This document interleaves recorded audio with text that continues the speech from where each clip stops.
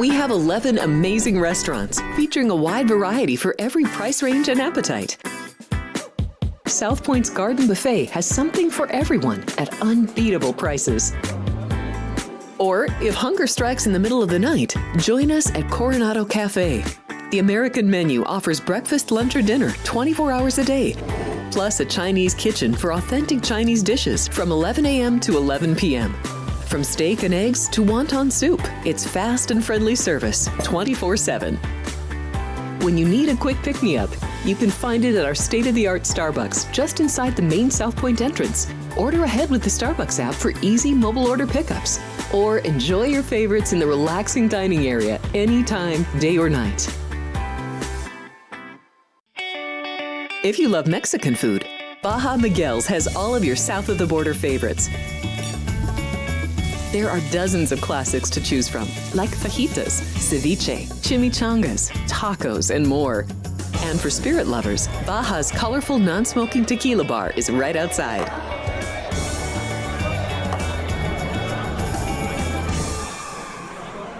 Or maybe you're in the mood for seafood. Big Sur Oyster Bar has fresh seafood prepared right before your eyes. Savor freshly shucked oysters, crab legs jambalaya, shrimp and lobster. Beers on tap and a selection of fine wines are perfect to pair with your seafood favorite. Whether lunch or dinner, you'll love this fun atmosphere, located just off the casino floor. Ready to shake things up? Step back in time and treat yourself to one of the oldest restaurant chains in the country. Steak and Shake, famous for original mouth-watering steak burgers and hand-dipped milkshakes in a variety of flavors. For some old-fashioned fun, try Steak and Shake.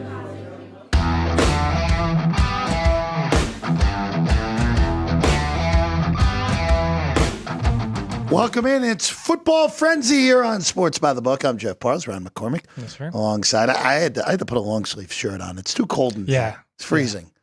But I guess that's better than the alternative, Ryan. Yeah, rather be cold than sweaty. Yeah, the folks behind the glass are not agreeing with that. Well, I'll tell you this. I'll tell you this, Ryan. It's going to be cold. Well, by our standards, we'd be toast in Cleveland tonight. The folks in Northeast Ohio are going to be all right because they're used to this nonsense that they're getting tonight, and we might as well dive right into it. AFC North battle, inverse records here tonight. 8-2 Pittsburgh against 2-8 Cleveland.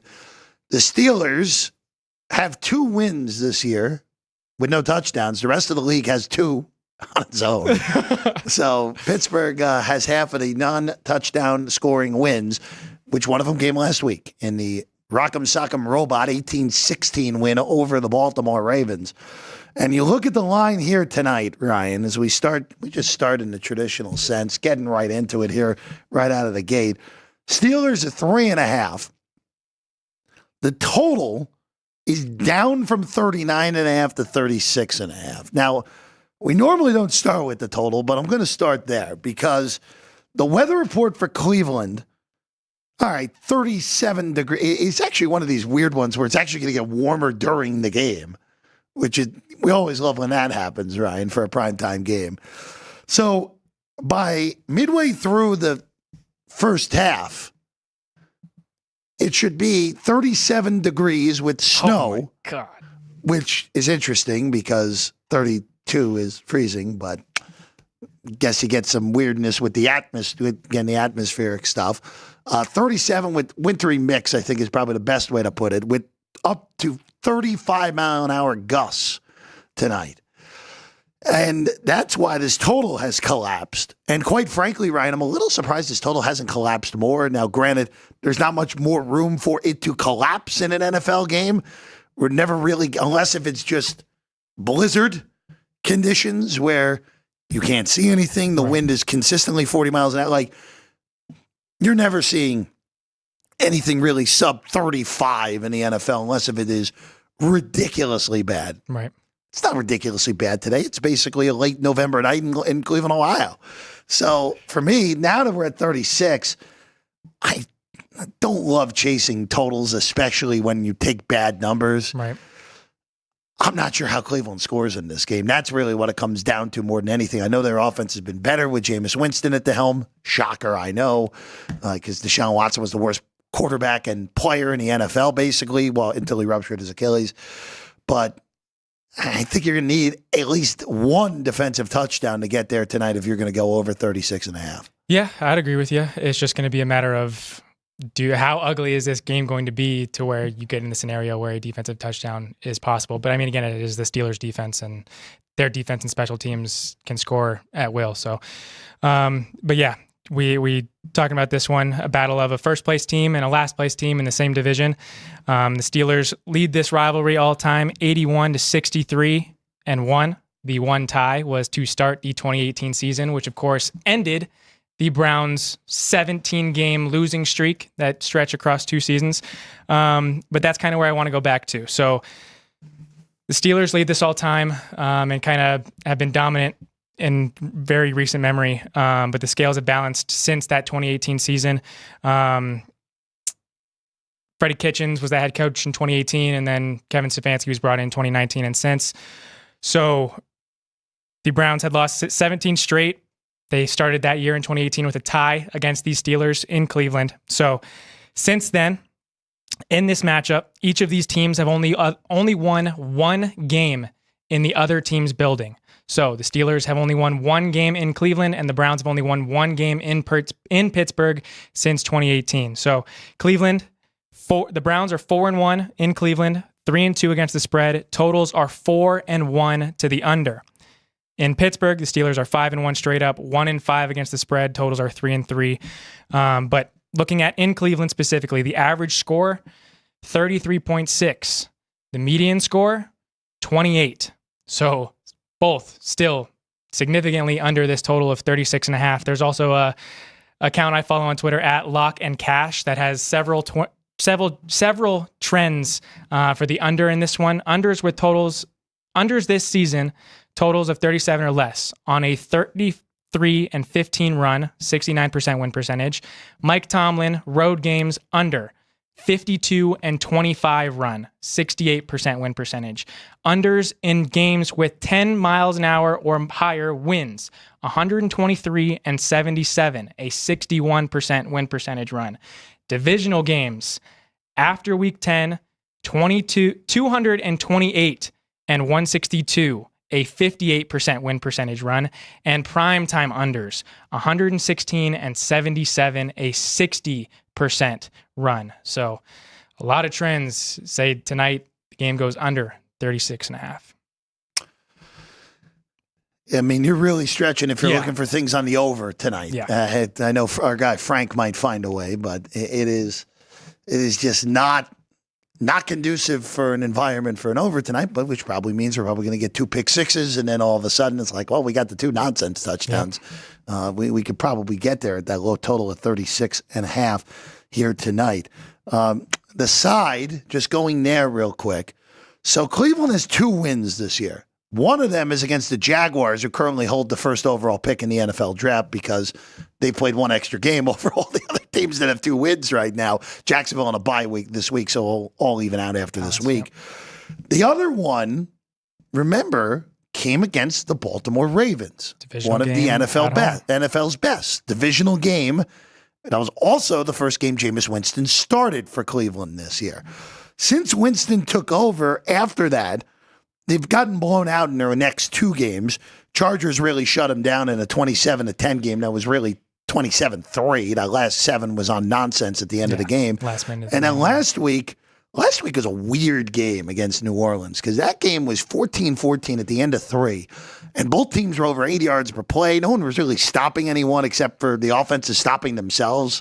It's kind of ridiculous. There was only 28 points through 3 quarters. And then New Orleans destroyed them in the 4th, 21 unanswered, in a game where the Browns offense actually held up all right, 6.3 yards per play.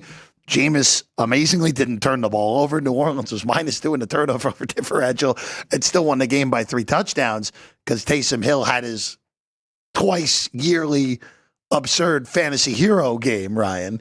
But this one tonight, I would lean to the Browns, taking the points. For 2 reasons. A, look who the one Cleveland win is against. They have, and even that Cincinnati home game they showed some life after Yeah. Watson got hurt in that game. Now, granted, they were in too deep of a hole, but they also played DTR in that game because he was the number 2 quarterback for whatever reason that day. And let's look historically with Pittsburgh and Baltimore. When they play each other, they're usually running on fumes the following week. And now you're asking Pittsburgh to not only play on a short week, Yeah. but now granted, Pittsburgh to Cleveland is as pretty much as close of travel as you can get in this league, except for when New York plays New York and LA plays LA. Right. But you're still going on the road. You're still not going to sleep in your own bed the night before. Right. So this is a weird spot for Pittsburgh. Tomlin also has never won a divisional road Thursday night game before. His only road Thursday night wins have come out of the division. Pittsburgh historically, again, remember they started doing Thursday night games right before Tomlin took over. Still Cowher. They're 0-5 with Tomlin, 0-7 all time in divisional road Thursday night games. So this is, again, I'm not saying Pittsburgh's going to lose, but this feels like just one of these grinder, low-scoring, ugly Pittsburgh wins 12-10 nonsense games here tonight for me, Ryan. Yeah, I see it going pretty much the same way, especially with the way that the weather is. Yeah. Is going to be an ugly AFC North battle that generations before me got used to. So, but yeah, going back to the Browns have won 4 of the last 5 games in Cleveland, but we'll get into our power rankings later in today's show, but the Steelers are in my top 10 and the Browns are in my bottom 10 of the National Football League. So we can all agree that Cleveland has one of the worst offenses in the National Football League. But to add some context, they also got rid of Amari Cooper. That didn't help. But to give some context there, they are 31st out of 32 teams in points per game. They are 31st in points per play and 27th in yards per game. They score 16.2 points per game. The funny thing about that is the Steelers defense allows 16.2 points per game, second best in the NFL. So with those two being exactly the same, I actually have a play on the Browns team total under 17 because I think that average goes lower for both of those.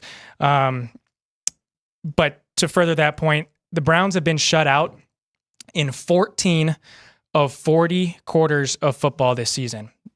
One more, that would be one quarter of every game this season. Great. Yeah, not at all good for the Browns offense. And the Steelers defense have shut out teams in 18 of 40 quarters this season. So even more often, the Steelers defense shuts out teams than the Browns offense shuts themselves out. The Steelers, I had mentioned, have the best defense in terms of points per game at 16.2. And so, yeah, for this one, again, I leaned the under, but I don't like the Browns in this spot. Let's go to the anytime touchdown market. These numbers via DraftKings. Again, shop around for better numbers that are available across the landscape. So you're not laying any prices tonight, which 36.5. You shouldn't be laying any prices. At most, maybe a minus 105 on Najee, but even then, don't love that. Najee's a plus 105 at DK. Chubb back is the number 1 running back, plus 145. George Pickens, again, this just shows what the weather impact here is. Pickens has been floating around that plus 145, plus 150 level most of the year here. Now he's at 2-1 tonight because of the bad weather for passing. Jalen Warren at plus 230. Njoku and Tillman, both 3-1. Jerry Jeudy at plus 320. Freiermuth at plus 330. And then we get to the 2 short defensive special team numbers yet again for the second consecutive primetime game. Now, Houston did cash on the Dumble fumble play on Monday night. Plus 340 on Pittsburgh's defense, plus 380 on Cleveland's defense. We'll get to the longer bombs in a second. But, Ryan, if we're looking at the favorites tonight, it's kind of a scenario where I've had a bet on Tillman to score a touchdown every single game since Jameis has taken over. We've won twice in that scenario. We did not win last week against New Orleans, where Tillman actually went under everything last week. But, boy, I see that 3-1 on Tillman. I kind of want to play it. But then the weather, it's like, whoa, the weather is really a hindrance here today to the passing game. But look, I would only look to the running backs here tonight. Plus 230 on Warren. I wish I was getting a little more on Chubb at plus 145. And it also brings me to Jerome Ford at plus 440, 450 as a potential shorter bomb here tonight. Washington, both Las Vegas High School alumni, played against Cedric Tillman several times in middle school and high school, Bishop Gorman alum, and then Darnell Washington, a Desert Pines alum. So we'll be cheering for those guys. Cedric Tillman, I like a lot of his props tonight, but again, very concerned about the weather. And then Darnell Washington, they're a long shot at 7-1. But when it comes to the running backs in this one, I would like to say Nick Chubb, but again, I don't know what we're going to get out of this Browns offense. This Steelers defense is so good, and I just don't expect the Browns to be able to move the ball consistently. And talking about another stat, so the Browns not being very good, right? Being bottom of the league in a lot of statistical categories, but they do have a bright spot. And being in on their defense, they force teams to not convert third downs, 5th best in the National Football League. The Steelers are the 9th best team in the National Football League at stopping teams on third down on defense. So figuring there will be a lot of punting in this one. And the Steelers punt returner is Calvin Austin. Yep. So if you think that Steelers defense or special teams, but also a shot at Calvin Austin at 6-1, being that he is also a receiver for the Steelers, and Russell Wilson has thrown him a couple deep balls. I think of the bombs, we'll get to the no touchdown one in a second, but of the bombs here tonight, Calvin Austin is clearly the best long shot that you can take for exactly what you just said. You're going to be punting a lot. Cleveland special teams have been a mixed bag so far this year. Right. Really more so problems with the field goal kicking game more so than anything. But Yorkes has been good. But you look at this for Calvin Austin, where last week, Calvin Austin, by the way, had a great receiving line last week, 1 for -1 in that game against Baltimore. But he does have 2 touchdowns on the year. He has a deep ball presence as well. Now, granted, how available is a deep ball going to be tonight? But you also have the out of the punt returns here. So of the bombers, that feels like the best one tonight. I feel like I'd bet Darnell Washington every week that he doesn't score, and in the weeks that he did score this year, I didn't have him. So it just Austin at 6-1 feels like the best one. Now we put the no touchdown scored on there tonight at 30-1, which is the lowest number so far for any game this season. Now the highest number I've seen in the market, circa, has 50-1. There's a bunch of 40s. MGM has it. Westgate here in town has it. I still feel like you need a higher number than is available. Don't bet the 30. The 30 is ridiculous. 40, you can at least think about it a little bit, but it's just still not good enough there, more so than any. Like the possibility of the defensive touchdown in this game looms heavy tonight because you're dealing with a turnover-happy defense in Pittsburgh with an elite pass rush against a guy who wants to turn the ball over in Jameis Winston. And by the way, he didn't turn it over last week, so probably due for at least 1 or 2 ridiculous ones here tonight. And then the Cleveland side, you still have elite players on the defense, even though the defense hasn't fully performed. And Russell Wilson could be good for 1 bad interception every few weeks. He did have 1 last week, but not good enough price though at this point, Ryan. Yeah, no, you were talking about Jameis throwing interceptions or being turnover happy. We remember him having that 30-30 season, 30 touchdowns, 30 interceptions. The greatest season in NFL history, Ryan. So he's actually, in the 3 games that he started this season, he does have 3 interceptions, but all 3 interceptions came against the Chargers, who are one of the best defenses in the National Football League. And what are the Steelers? One of the best defenses in the National Football League. So I expect the Steelers to be able to create at least 2 turnovers tonight, whether that be picking off Jameis Winston twice or getting a strip sack or forcing another fumble. I expect the Steelers defense to feast tonight against the Browns. But if we want to take a look at the 2 quarterback props, Russell Wilson and Jameis Winston. Russell Wilson, just a stat, 9-4 straight up on Thursdays, 22 touchdowns to 9 interceptions. So a 2.4 to 1 touchdown to interception ratio on Thursdays. 34-17-1 in prime time, 90 touchdowns, 28 interceptions. about a 3.2 to 1 interception or touchdown interception ratio. And then games versus the NFC North. Of course, Russell Wilson played in Seattle and Denver, so these games weren't divisional. But versus the NFC North, Russell Wilson is 8-3 straight up, 23 touchdowns to 3 interceptions, almost an 8-to-1 touchdown to interception ratio against the AFC North. But now looking at these prop numbers specifically, Russell Wilson has gone over that attempt number in all 4 of his starts this season. Again, be wary because of the weather, but all 4 of his starts, he's gone over that 26.5 attempts. His completions of 16.5, he's 2-2 on. So he's getting the attempts, not necessarily getting the completions, but 2-2 this year on that 16.5. 186.5 passing yards, 4-0 to the over this season.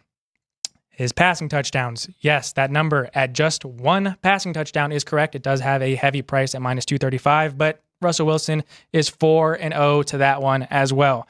His interceptions, 2-2. His first 2 starts did not. These last 2, he did. So again, with ugly weather tonight and the possible redirection of a moon ball, could lean to the interception for Russell Wilson there. And then I would not be tempted by his anytime touchdown at all. And then his longest completion at 33.5. He has done it in all 4 of his starts this season. He has 6 such completions of over 34 yards, or at least 34 yards, 4 of which to George Pickens, 1 to Van Jefferson, and 1 to Calvin Austin. Had the weather been great tonight, I would have loved the over on that. But with the wind, I don't like it as much. I won't be playing it. So just so you know, it is 4-0 this season, but be a little hesitant on that one. And then looking at Jameis, looking at his 3 starts this year, so the games that he did come in after the fact with Deshaun getting hurt, and then Dorian starting a game. Jameis Winston starts this year, last 3 games. All 3, he had 41, at least 41 pass attempts, 41, 46, 46. Again, better weather. So trends or history says yes over, but be concerned about the weather. And if you think that they're going to have to be coming back in this game, they're going to need to throw the ball. So passing completions, 3-0 to the over. Passing yardage, 3-0 to the over. Passing touchdowns, 2-1. The one time he didn't was against the Chargers. The 1 and 2 on his interceptions, the time that he did throw interceptions was against the Chargers. So again, great defenses. Jameis struggled. And I think that'll be the same tonight. All right, Ryan. I haven't done it yet, but do I dare take the no interception on Jameis Winston? This kind of feels like peak Coors Field. Yeah. And you're just sitting on a big bloated no number for the no run in the first inning. Yep. And then by the time that the second batter's up, you got to sweat a guy being at second base already. Yep. Like it's kind of like every time and this is the greatness and not greatness of Jameis all in one, of that anything that could happen on a football field, period, can happen when Jameis Winston is playing quarterback. Yes. Makes this such a ridiculous play, but that price, we're bordering on the absurd on this price. Like we're basically, this is what it should be for a high-end college quarterback playing in an NFL game right now with that price. Basically, like a guy who's like a guy who's going to get like a Shedeur Sanders who's going to get drafted next year. Like if you plop Shedeur Sanders into an NFL game, that's what that price should look like right now. And quite frankly, it's probably even too high in all honesty. I know the weather's terrible. I know Jameis's history. That you can, if he throws a pick, all right, so be it. There are better ways to eat chalk tonight than laying $2.15 on Jameis to throw an interception. I'd much rather have if we're going to eat chalk on the quarterbacks, I'd much rather have Russell Wilson to throw a touchdown at minus 235. Yeah. Much rather have that. That just takes one goofy play action at the 2-yard line and hits a tight end that's not covered. That's the much better chalk on this. I can't really do anything else on these just because of the uncertainty of the weather. Right. If you wanted if you think the game flow is going to be that Pittsburgh's going to control the tempo, they're going to run the ball a lot, Russ is not going to do much, I don't mind under on the attempts. Now it's a very low number at 26.5. But I don't mind that if you want to go there. I probably will bet the Jameis no interception and hate myself as soon as Jameis throws one that clangs off someone's hands right away in this game. All right. Let's go to the Pittsburgh side of things first, all right? Let's go there, and then we'll look at the Cleveland side of things, and then we'll check in with the chat before we get over to our NFL power rankings here on the show. Doesn't 12.5 attempts for Najee Harris seem super low in a game like this? I thought so, too. Yeah, I know it's $1.45 on the over. I know that Jaylen Warren, you can always have one of those Jaylen Warren random games where he comes out and has a big day. The lowest total number this year of carries in a game for Najee Harris was 13. That was against Indianapolis, where he had a wonderful 13 carries for 19 yards in that game, Ryan. But that was also a game Pittsburgh got down multiple scores, and they had to chase. So he's really, like, that number, 12.5, is super low. I think that was a typo. Okay, what's the real number? It's 17. Okay, that makes more sense. Because on our sheet and in my notes, I have 17. Okay, so 17.5 is the number, and I still would go over that.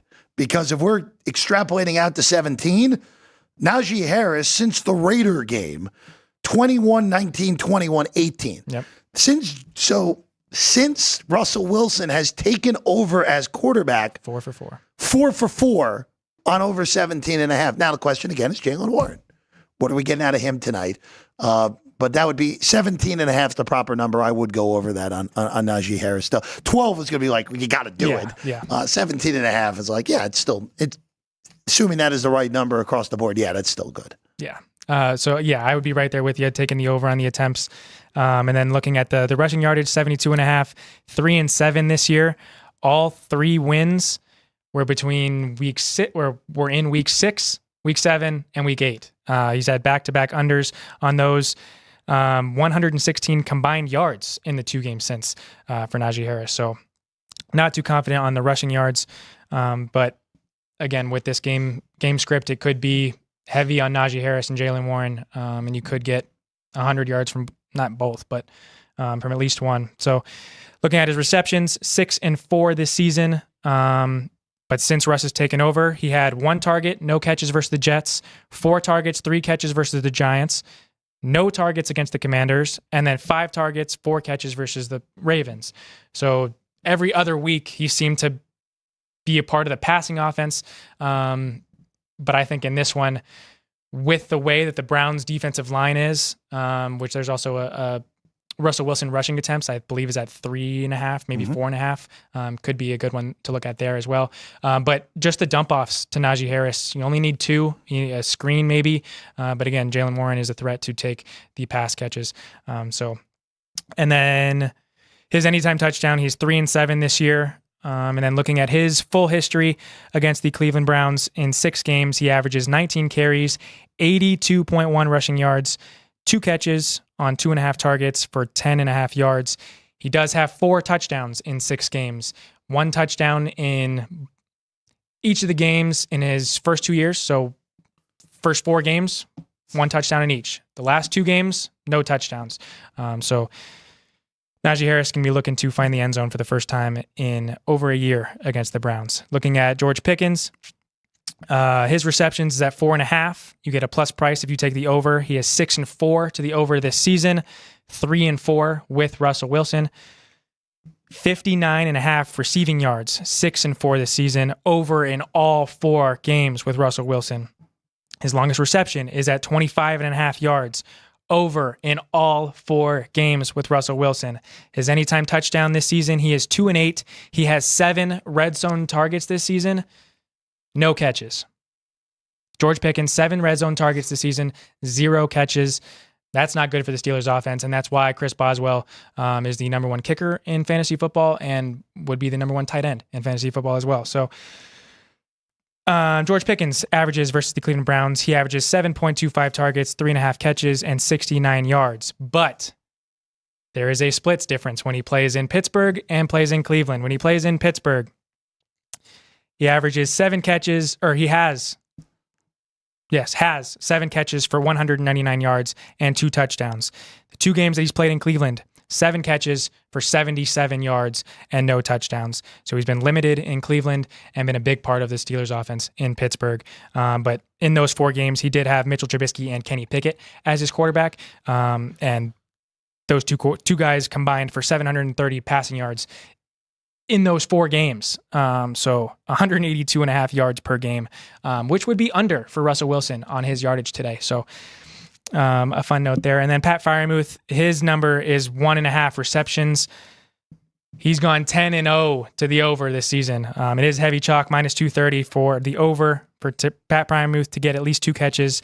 Has caught 9 of 10 targets from Russell Wilson, exactly 2 catches in 4 of the last 5 games.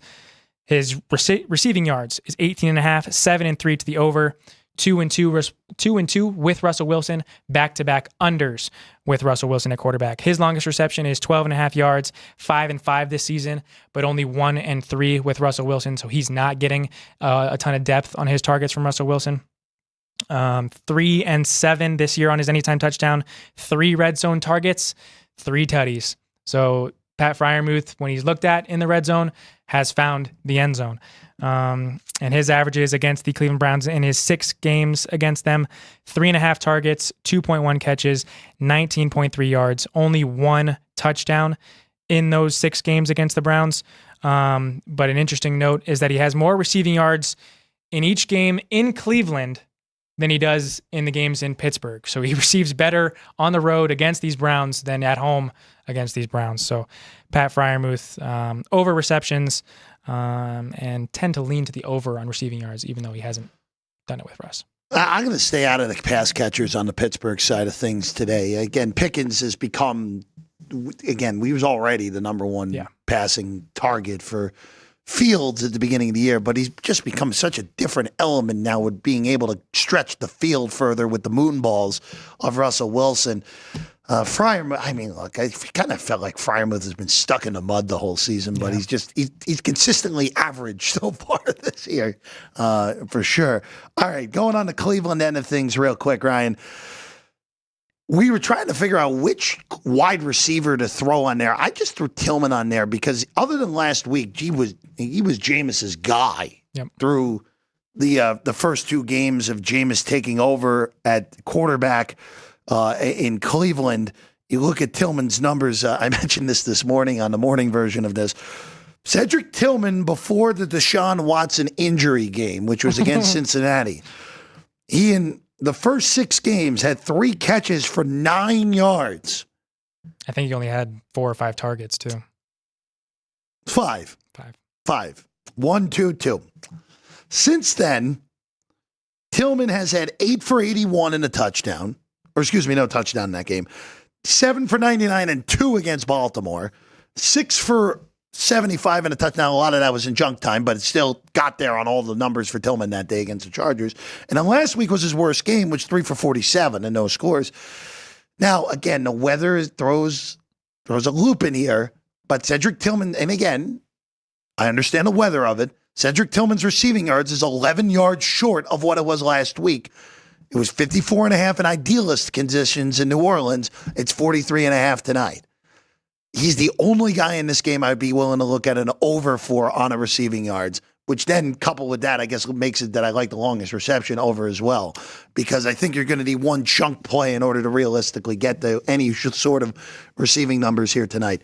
Chubb's numbers look good, and Njoku's numbers look good to me, Ryan. I don't really see much bettable on those 2 guys. Yeah, no, I love the sides with Cedric Tillman, the receiving yards. And a fun note about the longest reception, really longest completion for Jameis Winston.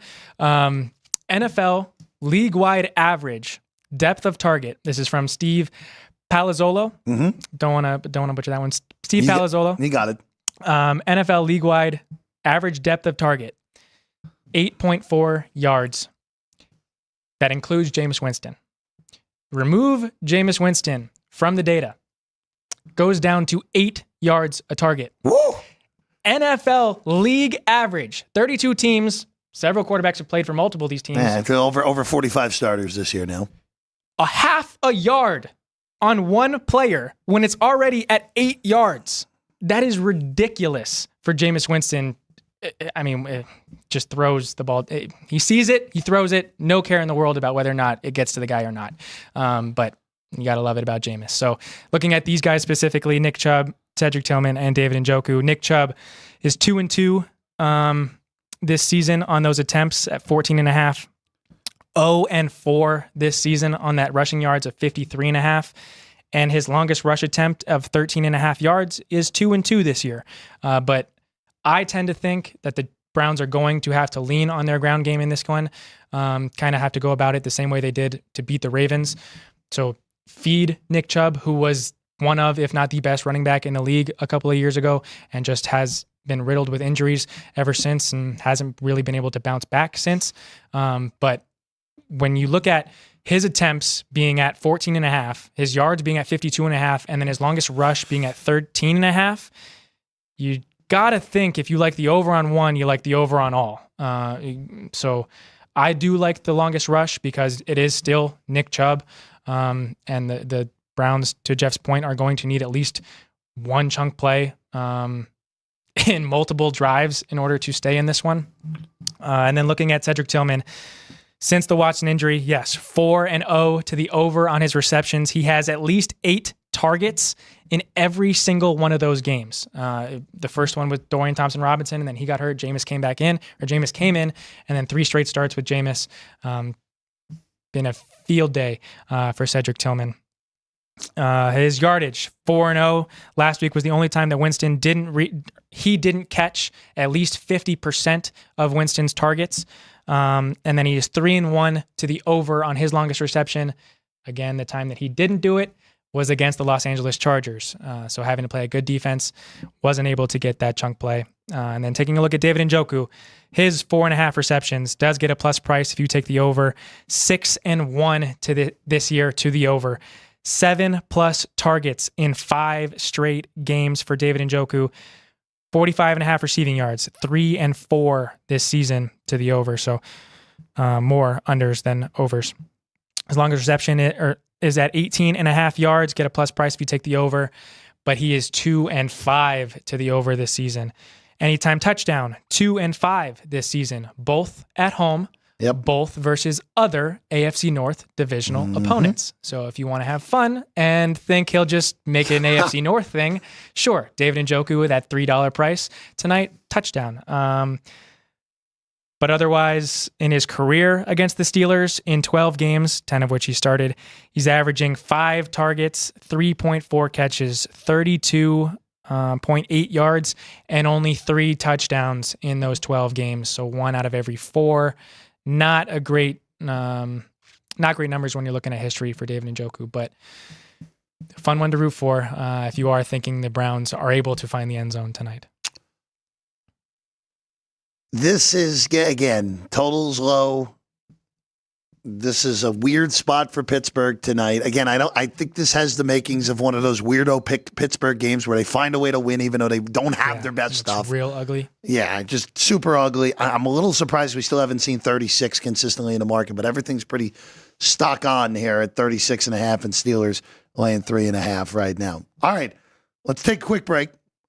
Well, actually, before we take the quick break, let's check in with the chat. I'm glad you asked because Roger Long, famous Jameis, loves crab legs and throwing deep. That is true. Then we have Lalea Nobriga in there. We've got future Hall of Famer Eli Manning asking why he's not in the poll. We've got Bob Custer, loves the Steelers at home, or loves the Steelers and the over, but thinks the Browns are done even at home. And then, as I mentioned, Roger Long has a pick of the Steelers plus 2.5 over 30.5 of a teaser. So, oh boy, teasing through zero and teasing in the NFL totals aren't as bad as teasing anything in college. Good luck. Good luck.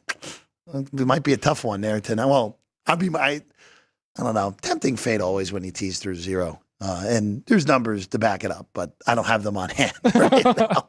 All right, let's take a quick break. Sean, we'll go for a 1.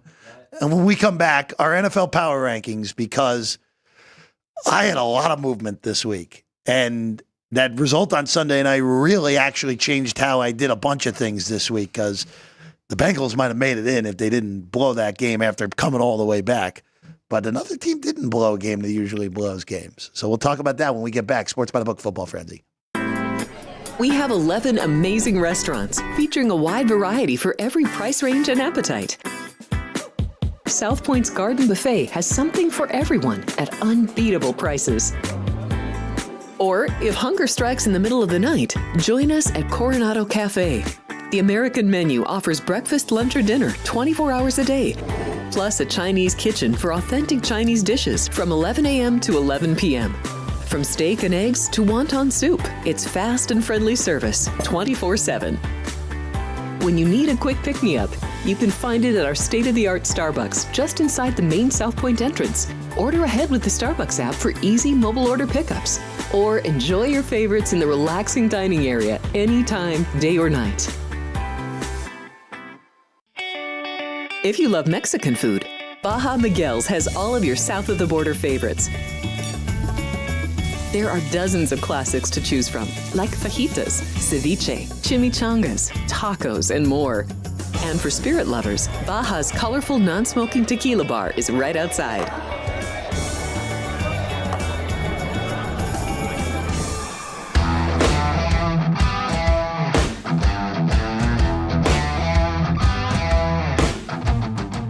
Welcome back in Sports by the Book Football Frenzy. Our friend Dwayne Colucci will join us in about 5 minutes from now because Ryan McCormick, before we bring in our friend Dwayne Colucci, you can keep rolling. I mean, I'm not going to stop you, man. Our NFL power rankings this week are definitely a little bit different. And we'll give Sean a second here to get those handy. The changes for me, this is the most changes I've had in a few weeks. Okay. Because I have a new number one, which is the same number one Welcome that to you've the club. had. Yeah, I think we're all there at the network now on who the proper number one is.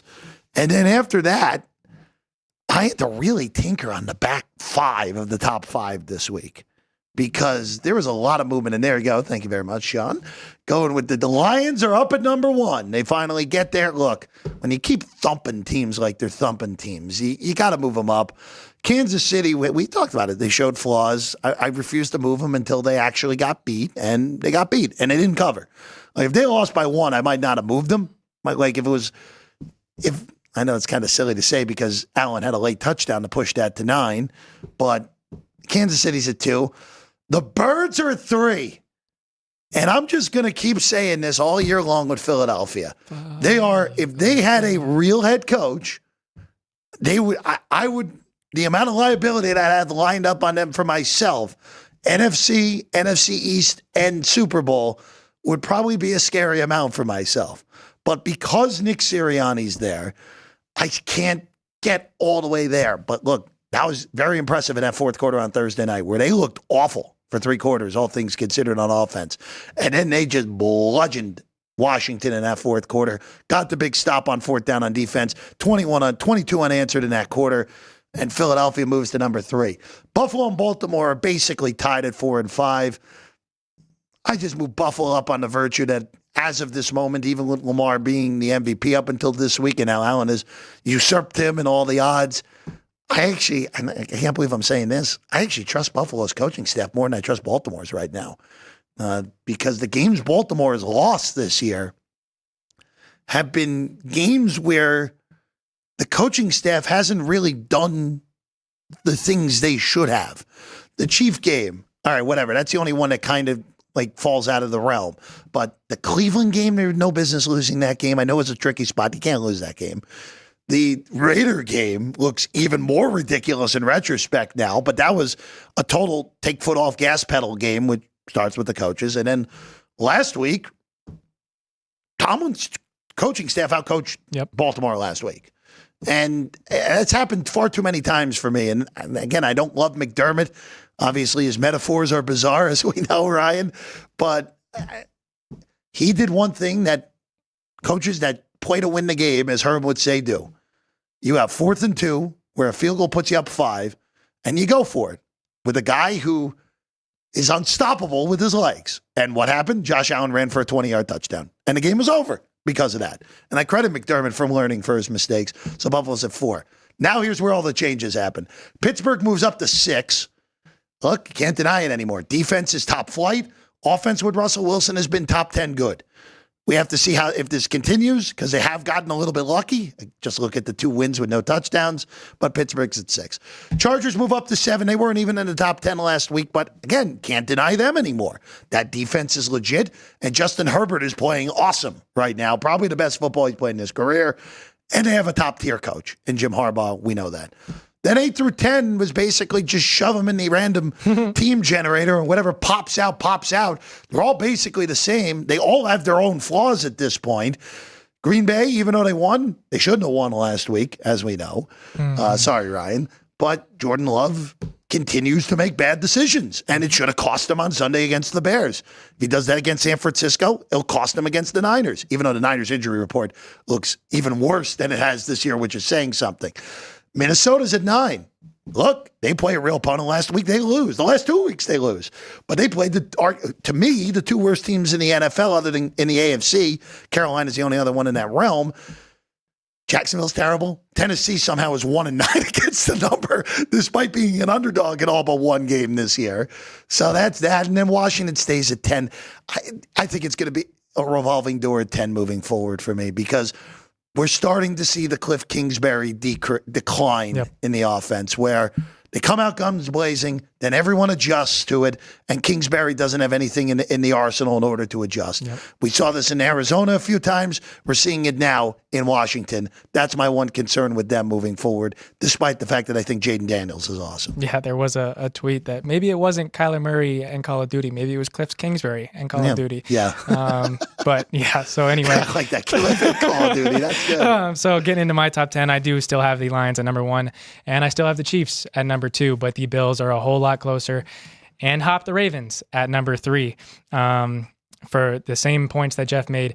The Bills coaching staff is better than the Ravens at this point in the year, and I trust that offense and Sean McDermott more than I trust the Ravens defense and that coaching staff. So that's 1 through 4. And then I have the Eagles at 5. I think that they're the second best team in the NFC. And there's not really any competition for it. When you have Saquon Barkley able to run the ball the way he does, and then you get into the fourth quarter where everyone's worn down and Saquon Barkley still looks like Saquon Barkley in the first quarter, it is not fair, and that's kind of what the Commanders ran into this past weekend. So the Commanders still stay. They actually moved up 1. Okay. The only team, Ravens moved down 1, and the Niners moved down 4 from 5 to 9. That was the only big shift. So everyone really else jumped up, and then as well as the Packers are now at 9 with the Niners. You just won't see it. But then I do have the Chargers in my top 10. They proved that their defense is the real deal against the Bengals, who have proven that their offense is the only part of their team that works. So the Chargers, again, like Jeff said, Justin Herbert is playing at the level that we expected him to coming out of college, and is getting a whole nother light to him with Jim Harbaugh. So the Chargers are at 10 for me. And then I know we have Lalea in the chat saying, watching Lamar Jackson stink it up, and then the Ravens are still over the Steelers. Yes, that is because Lamar Jackson is an MVP, multi-time MVP, and they have Derrick Henry in that backfield. And I just think that offense, you have a multi-time MVP and a Hall of Fame running back, one of the best for the past decade, and then you have a quarterback that people thought, really 2 quarterbacks that people thought were done in this league, that you traded for in this offseason, that Pittsburgh Steelers, Russell Wilson and Justin Fields. So I still have the Ravens on paper better than the Steelers. I think it was just... No, we both agree. And I think more so than anything, as you always have to remember in this league, you get results that don't necessarily match up with your numbers all the time. I mean, again, just going back to last year, the Patriots were not better than Buffalo last year. And of course, they beat them in a regular season game. And for whatever reason, Lamar Jackson struggles against Pittsburgh. Ravens are still better. Ravens still have the higher ceiling. But look, again, there's a reason Mike Tomlin's the Coach of the Year favorite at the moment. All right, let's bring him in. Our good friend Dwayne Colucci, live up at the Rampart as always. Dwayne, Good afternoon, and it's chilly here, but it's not as chilly as it is in Cleveland tonight, my friend. Yeah, but it's cold. I mean, for Las Vegas, give me a break here. I did not move for this year. My office is about 30 below, guys, just so you know. Hey, we feel you. We feel you on that right now, my friend. Right. I mean, I know that studio too. Yeah. Dwayne, Brian. It's been cold in here in the past. I don't think it's ever been as cold as it's been today in this studio, which is saying something. But Dwayne, let's go to tonight. Brownies are 3-point underdogs at home against Pittsburgh. Actually, you're starting to see some movement in the market where it's actually juiced to the dog now at some shops. But DC, what are we looking at here up there at the Rampart with a 3.5 on Pittsburgh and 36.5? I'm looking at about a 5.5 to 1 ticket count, in favor of Pittsburgh. And, I have a big Pittsburgh clientele out here.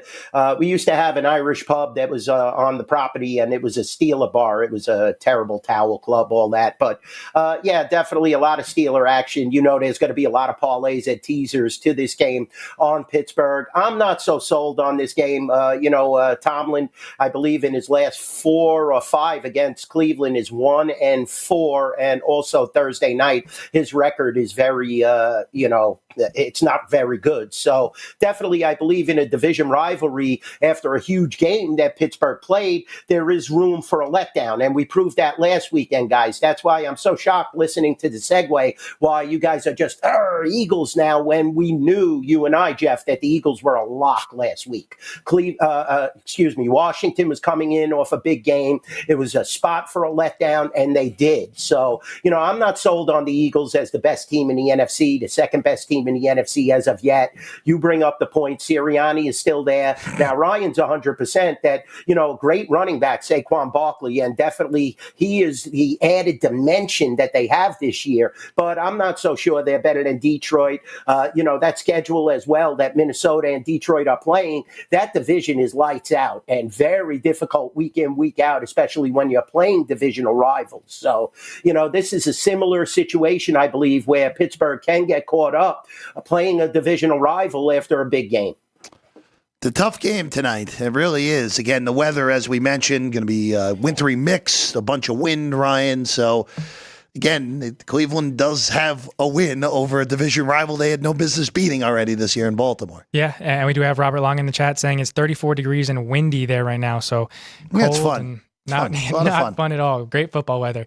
But Dwayne, are you seeing any prop action? Maybe like 3 straight scores, trying to the Steelers run away with this one?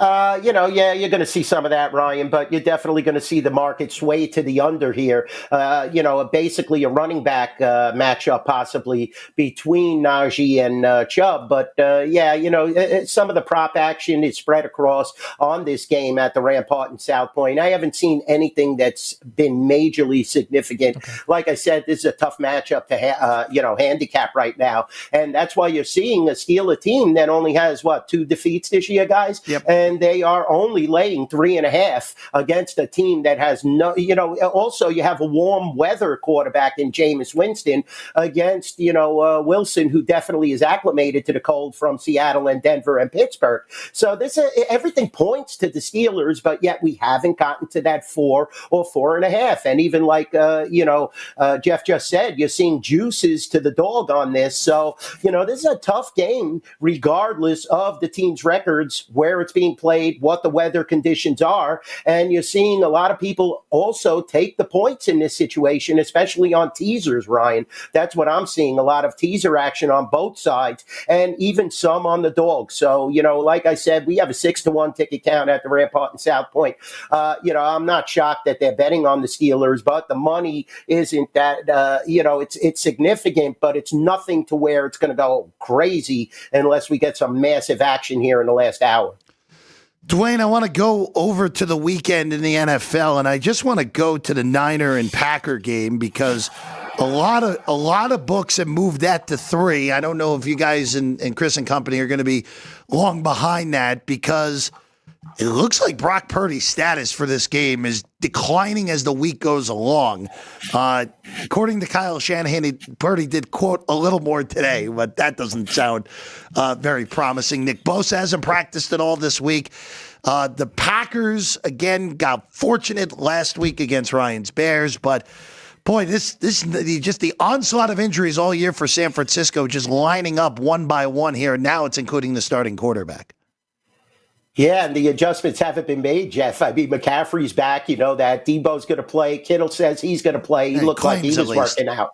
Yeah, well, he looked like he was working out pretty good, not like Brock Purdy. So definitely, this is the Packers' game to lose. They got very lucky last week. I mean, the Bears, they just find a way. It's so disheartening, at times. Even it's been stemming from that Washington Commander game, and it just continues on. Caleb shows improvement, but it's not there. And definitely there's a lot of room for improvement with Green Bay, if you ask me, especially in the cold weather here. You're looking at 2.5 at the Rampart and South Point, total of 46.5. But if Purdy doesn't play, you're putting a lot of pressure on McCaffrey and the running game, but he's definitely capable. This guy is the best, all-around player, and he's proven that in years past. Let's see if he could get to that healthy point of the season where he could carry the 49ers. They desperately need a win. This is why this game is only 2.5, regardless of if Purdy plays or not. The Packers also need to win. Don't get me wrong, but the game is much more important for the 49ers. I could see the 49ers coming into Green Bay and Lambeau Field and winning this game. It would be nice to have Purdy out there, but they could win regardless, in my opinion, despite all the injuries. Like we said, Bosa, Ayuk. These guys are all on the shelf, and it's going to be difficult going down the stretch. But the 49ers, they came into the season as the NFC favorites. They have the most talent on paper. Let's see if they can make the adjustments and win games despite the injuries, because, in my opinion, the NFC is still up for grabs. Detroit is the front runner, don't get me wrong. They look massively talented, and they're just one injury away. I mean, if Goff ever went down or St. Brown, you might see a different version of the Detroit Lions. They're running it up on teams like Jacksonville, Dallas, but how good are those teams? So let's see when the bread and butter and all the meat and potatoes is on the table, if Campbell could, not fall into those mistakes that he made in the prior season in some of the games, like against Dallas at San Francisco. So, San Francisco, they need to win this game. I like San Francisco in this game, despite the injuries. And, the Packers, they didn't look all that great last week. So there's a lot of room for improvement. And he's another guy similar to Sirianni. LaFleur will find a way to lose. I always say that. He's not one of the greatest coaches I've seen. So this is an interesting game, Jeff, and we're going to see some great two-way action. But we will get plied with Packer money if Brock Purdy doesn't play. Yeah, both of these teams are kind of limping into this matchup, and we've kind of seen it become an out-of-division rivalry since Kyle Shanahan took over in 2017. They've played 7 times in the postseason and regular season since 2017. The Niners are 1-3 in the regular season against Green Bay, but 3-0 in the playoffs against Green Bay. So kind of to your point, the Buffalo owns Kansas City in the regular season. Maybe Green Bay owns San Francisco in the regular season, and coupled with those injuries and being in Lambeau, I personally would like the Packers in this one, but Dwayne likes the Niners. But I do want to go to one in the NFC West divisional matchup. 2 teams that are competing to win the division now, the Cardinals and Seahawks. Bit of drama at the Seahawks facility this past week. They've been without power and hot water for 2 days. So nice. You seen any action on that one, or people coming in on the Cardinals?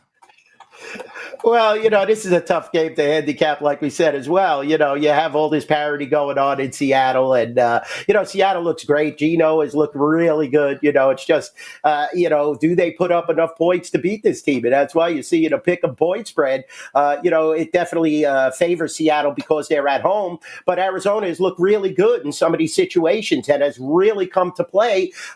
Great two-way action thus far. Game is sitting at Pick'em, total 47.5. I can't see it going under unless it becomes a defensive struggle. I mean, Ryan, I'm looking right here. Ticket count isn't even 2-1 in favor of the Cardinals. Slight money edge in favor of the Cardinals. We're going to get some great two-way action on this game. And it's funny how you say, Ryan, the Cardinals and Seahawks are playing for supremacy in this division. So an interesting matchup. I would probably lay off this one. I think, Seattle is coming in off a huge victory. Cardinals are playing at an excellent level. Murray has been playing good. He's shaking that, label off his back that people said he was suspect.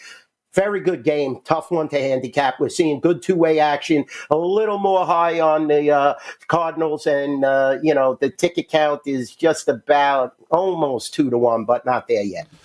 And NFC West has turned into a bizarre turn of events at this rate. All right, let's go to the big game of the college football weekend. As we all expected when the season kicked off in August, Dwayne, that Indiana and Ohio State, look, we expected the Buckeyes, but the fact that Indiana somehow they're playing their biggest game in program history this weekend, no doubt. And Dwayne, after an initial move to the favorite here, the bettors today have been all over Indiana as this number's gotten shoved down even from a few hours ago. Now down to 11 on this game with Ohio State laying it at home. There's a lot of 10 in the market as well. So, Dwayne, this is all about the underdog here over the last 24 hours in this one with, of course, a lot on the line in the Big Ten. Yeah, we opened the game at 12.5, Jeff, so you're 100% right. They're definitely going to take 12.5 when you have an undefeated team. So now we're sitting at 11. I'm looking like you are. I'm seeing 10s across the market.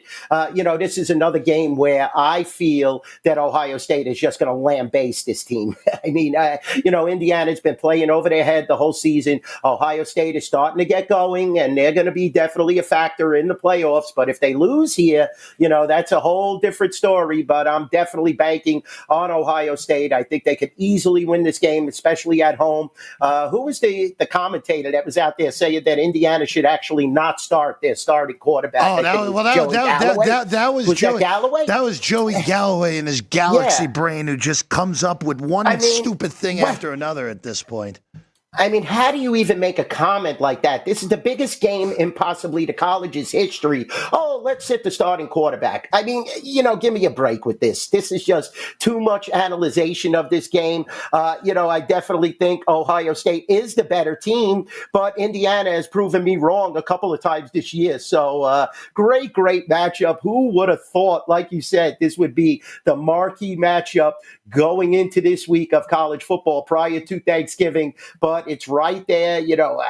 I definitely like Ohio State, but I could make a case for Indiana. And I'm looking at the ticket count right now, guys. It's somewhat even, but the money is 2-1 in favor of Indiana. So that's why you're seeing the move. Obviously, we don't move the games on air here at the Rampart and South Point, but I think a lot of people are going to buy back on Ohio State. We're going to see a lot of teasers on Ohio State. And if the game does get to 10, that's when we'll get the buyback big time.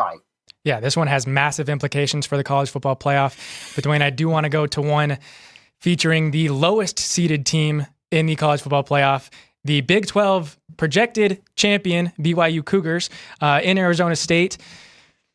It's toggled between 3 and 3.5 in Arizona State, the home team's favor. Now sitting at Arizona State -3. The total has not moved at 48.5. Are you seeing any kind of money on the Cougars? Do people still think that they can put a run in them?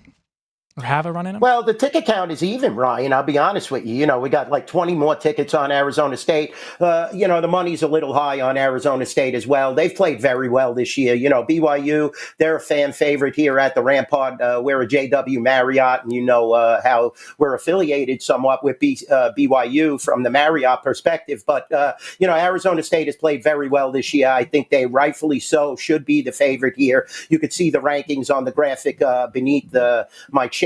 But, I like Arizona State in this game. I'll be honest with you, Ryan. I think they are the better team, and especially at home. Total is 48.5. Like I said, we're a little high on Arizona State money, sitting on that key number of 3. The initial reaction is take the 3.5 because it goes then back down to the 3 on the key number by the Sharps. But, I like Arizona in this game. So, Dwayne, with that, Arizona State. What do you think of Colorado to win the Big 12? Well, I mean, that's the Dion hype. I'm not so sure about that. We'll see how this plays out now. I mean, I'm talking about this game. I don't know, how good Colorado is.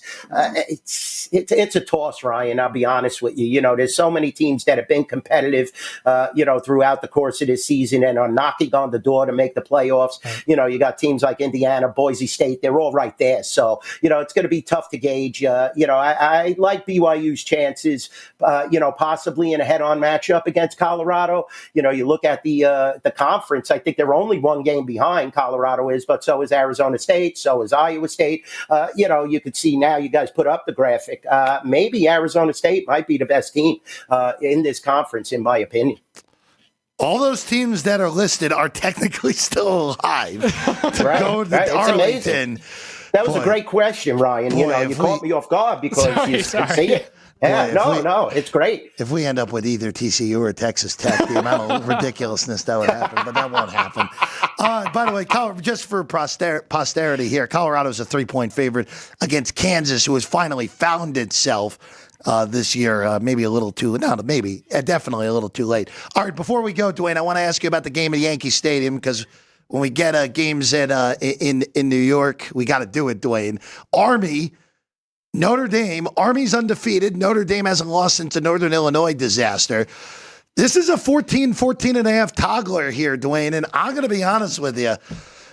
Maybe I'm just underselling West Point here, but seeing Navy get destroyed by Notre Dame and then seeing their season fall apart, I'm not so certain the same thing doesn't happen to Army here. I just think Notre Dame is playing so well right now.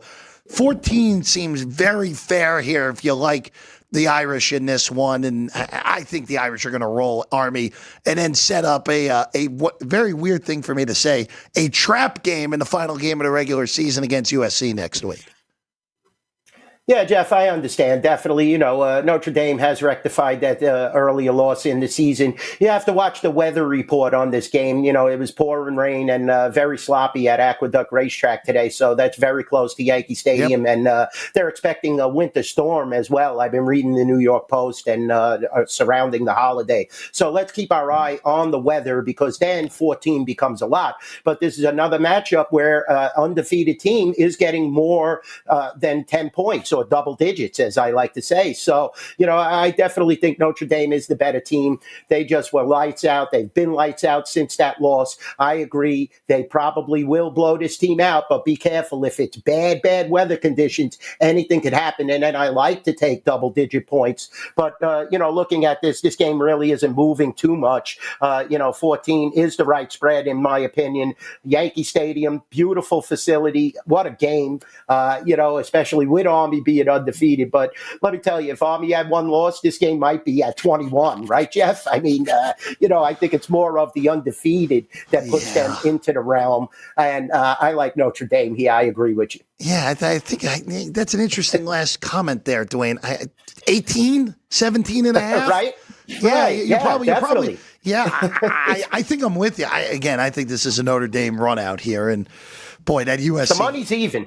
I'm looking at the money. It's even. Based off the way that it's moved here and up at Earshop, that makes sense that this game is a dead even game where it's toggled between 14 and 14 and a half. He's Dwayne Colucci, race and sportsbook manager up at the Rampart, NYBookie. Dwayne on the tweets. Dwayne, we're off on Thanksgiving next week, so we'll have to figure out a different day for you on the show next week. But because it's the last week of college football, we got to make sure you're in before we get rolling with that. So, Dwayne, pleasure. We'll see you again next week. Thanks, Jeff. Thanks, Ryan. Just hit me up. Just let me know what day next week. Love you guys. Absolutely. Always love joining this show. Absolutely. Our good friend Dwayne Colucci, as always. All right, Ryan, before we go, there was a question in the chat that our good friend Vince posed to everyone here today. Yeah. What do we end up with here in this one? So the question was, which pass catcher is more likely to score a touchdown tonight? George Pickens, Cedric Tillman, David Njoku, or Pat Freiermuth? The results are in, and George Pickens wins 53% of the vote as most likely. Nicotero stuffed the ballot box to score a touchdown. Oh, my tonight. goodness. Wow, he stuffed it. All right, very good. So Pickens, look at our chat picking the shortest odds, too. Yeah. Wow.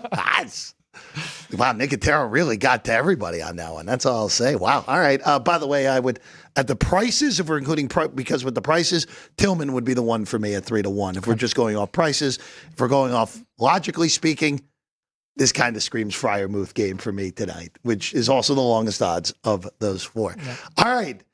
We're back On this show tomorrow at 2 o'clock, myself, Vinny Magliulo, Chris Andrews, Jimmy Vaccaro, get you ready for the week. As good of a show as there is in the sports betting space to get you ready for the weekend. The next to last weekend in college football, it'll be a lot of fun. Again, I'm curious to see those guys' takes on this Indiana thing, especially since the Hoosiers are getting steamed here today. Ryan, good work. We see you again on Monday. Of course, we'll be back previewing Monday Night Football, the Harbaugh on Monday Night Football with the Ravens and the Chargers. Good one. Much better than the slop we saw on Monday this week. Sorry for Dwayne who's still listening about his Cowboys on that one. But yeah, there we go on that. Shout out to Vince, Sean, and Drew Dog, Jerry, wherever they may be. Thank you as always. And to our friend Caden as well in Utah, still doing great work for us there. For Ryan McCormick, I'm Jeff Parles. We'll see you again next time right here on Sports by the Book Football Frenzy.